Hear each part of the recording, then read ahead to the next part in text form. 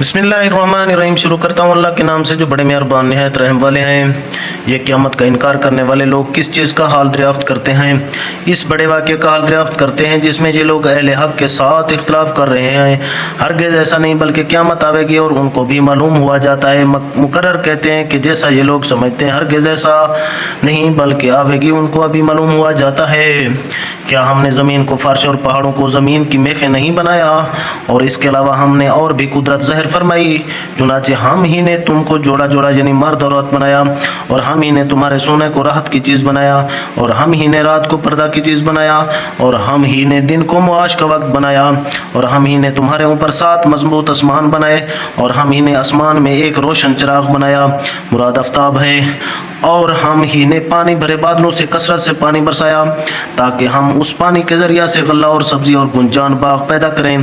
बेशक फैसला का दिन एक मुअय्यन वक्त है, जिस दिन सूर फूंका जाएगा, फिर तुम लोग गिरोह गिरोह होकर आओगे, और आसमान खुल जाएगा, फिर उसमें दरवाजे ही दरवाजे हो जाएंगे, और पहाड़ अपनी जगह से हटा दिए जाएंगे कि सोबो रेत की तरह हो जाएंगे।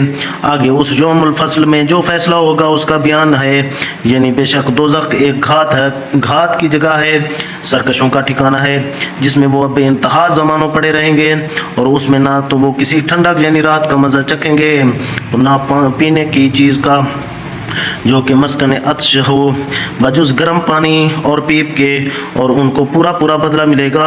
और वो अमाल जिनका ये बदला है, ये हैं वो अमाल जिनका ये बदला है, ये हैं कि वो लोग हिसाब क़यामत का अंदेशा न रखते थे, और हमारी आयतों को खूब झुटलाते थे, और हमने उनके अमाल में से हर चीज़ को उनके नाम अमाल में लिख कर ज़ब्त कर रखा है। सो मज़ा चखो कि हम तुम्हारी सज़ा ही बढ़ाते जाएंगे। खुदा से डरने वालों के लिए बेशक कामयाबी है, यानी खाने और शेर को बाग जिनमें तरह तरह के मेवे होंगे, और अंगूर और दिल बहलाने को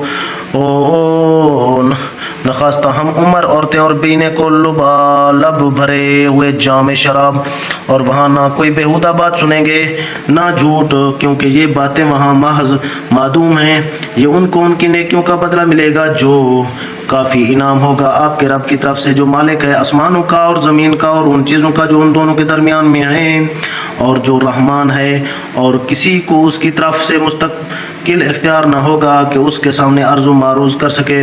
जिस रोज़ तमाम ज़ी अरवाह और फरिश्ते खुदा के रूबरू सफ बस्ता खशू के साथ खड़े होंगे, उस रोज़ कोई ना बोल सकेगा बजुज़ उसके जिसको रहमान बोलने की इजाज़त दे, और वो शख्स बात भी ठीक कहे। ये दिन जिसका ऊपर जिक्र हुआ जो यकीनी दिन है, सो जिसका जी चाहे उसके हालात सुनकर अपने रब के पास अपना ठिकाना बना रखे। हमने तुमको एक नज़दीक आने वाले अजाब से डराया, जो कि ऐसे दिन में वाक़ होने वाला है जिस दिन हर शख्स उन अमाल को अपने सामने हाजिर देख लेगा जो उसने किए थे।